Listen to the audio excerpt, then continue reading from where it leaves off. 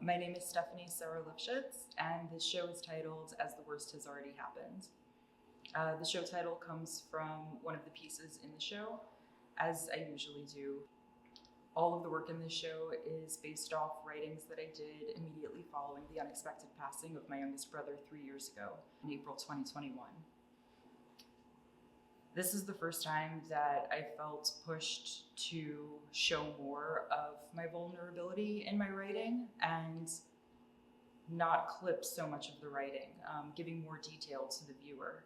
It's still pretty excerpted from large bodies of writing, but it's the first time that I felt more comfortable being more directly autobiographical of my experiences with the viewers.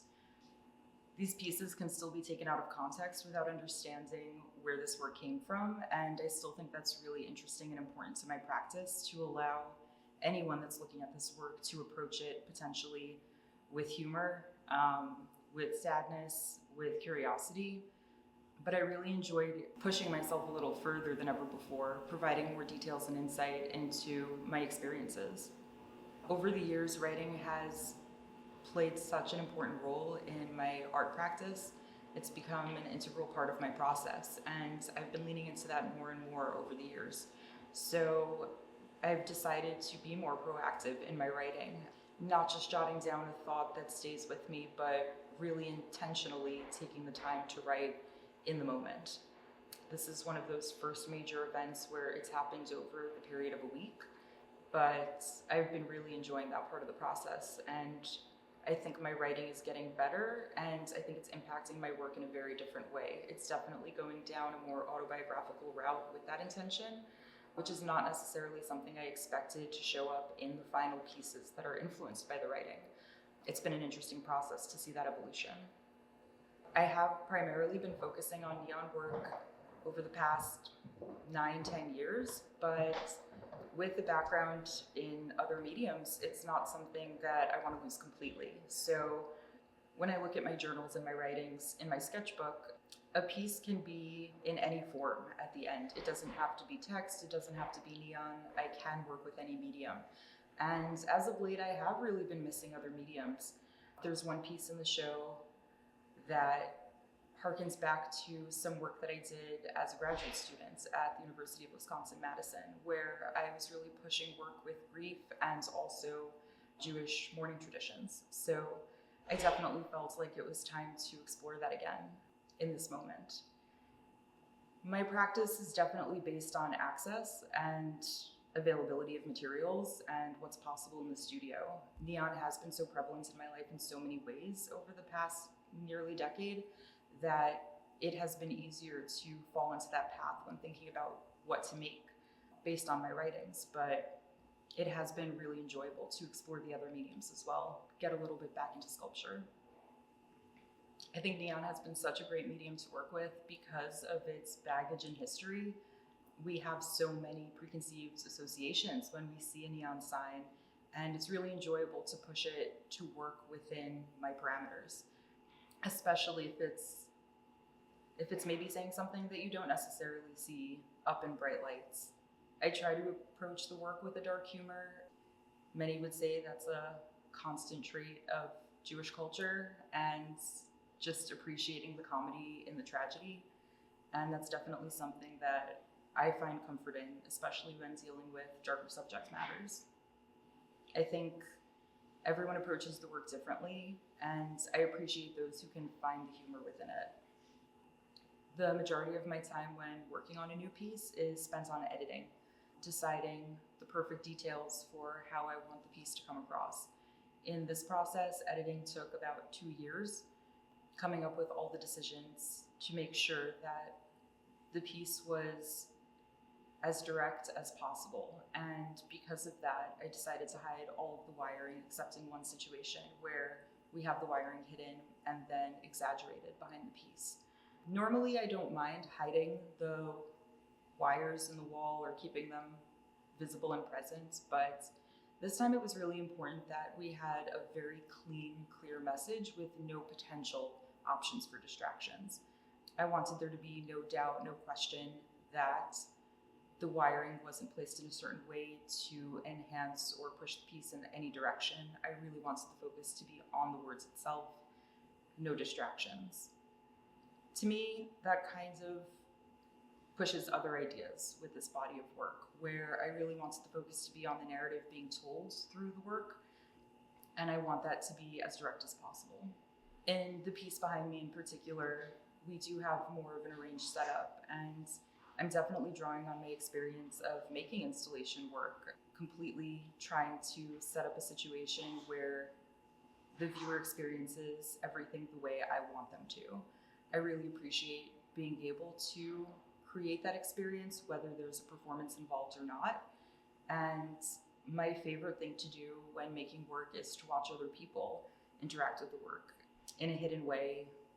Don't let them know I'm eavesdropping. I've done that a lot in the past. And I really enjoy making a larger setup where we can view each other and constantly pull from each other's experience when looking at the work. The green ambient light is not something that you can really experience on your own face, but it is visible on the faces of others standing next to you. I'm curious to see how those reactions are when more people are in the space. I do have a piece where everything is visible from behind the scenes, but from a head-on view, the piece is clean. You can only see the words. We tried to minimize the distracting glow of the glass itself from the backing. It was really important for me to make this piece with the intention of creating an experience similar to the one I experienced when actually living through what is written out there. I wanted that narrative to be as all-encompassing as possible, really no distractions whatsoever. And in that moment, I was so consumed by getting the bad news of my brother's passing. And I wanted us to only think about that when you're reading about my experience. On the surface, I didn't pay attention to anything that was happening in that moment other than my sibling's voice on the other end of the phone, having that conversation. But in reality, it was cold, I was in pain, I was on the floor. I didn't hear anything else happening. My whole world was collapsing around me, and there were so many other details that came of that moment. That moment had so many consequences, and so that's what the GTO and the wiring and all the transformers and the guts spilling out behind represent for me. Everything that came along with that moment. When I was initially working on editing all the writing that ended up in this show, not just the piece that has argon only, I did think that they would all be very, very dim pieces with argon. Argon is a beautiful pale purple. It is impossible to see in direct sunlight or directly next to another neon piece. That's something I loved about it. I loved how challenging it was to see, how challenging it was to experience. In order to push that piece further, I did dip the clear glass in black paint to create a backing for the glow to become more visible, and then painted over everything in white to blend in better with the background. I think that piece has become really interesting throughout the process because it has a very strong presence, a much stronger presence, when the piece is not even on, because the black paint outlines all the words and you can read it even better.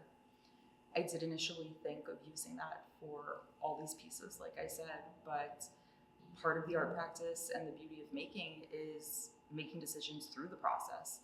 And once I found the right glass for the other pieces, I knew that they would work very well together. The rest of the pieces are technically a very subtle lavender, but they appear to be almost white, barely any other color. So I really enjoy how they all play with each other. The specific pieces in the show are from the night itself, when I found out my brother passed away. I happened to be visiting my grandparents, spending the day together, and on my way out the door, I got the phone call from my mother giving me the news that something was imminently about to happen. So I spent the next couple of hours just roaming around my grandparents' house, pretending that everything was okay and coming up with odd tasks to do. They were confused why I wouldn't leave, and they knew something was up. It was a difficult night for all those reasons, both getting horrific news and then having to be the one to share that with your loved ones. I immediately started recording my thoughts that night, and even in the moment, in periods of pause waiting for updates, I just wrote down everything that was happening. I didn't want to forget any detail, and even though I haven't forgotten anything from that night, I really appreciate having those records. What really stuck with me reviewing the writing were the mundane details that I had bothered to record, those brief moments in between the big moments. And that's what I decided to share with you. My brother was 10 years younger than me, and he was a great kid.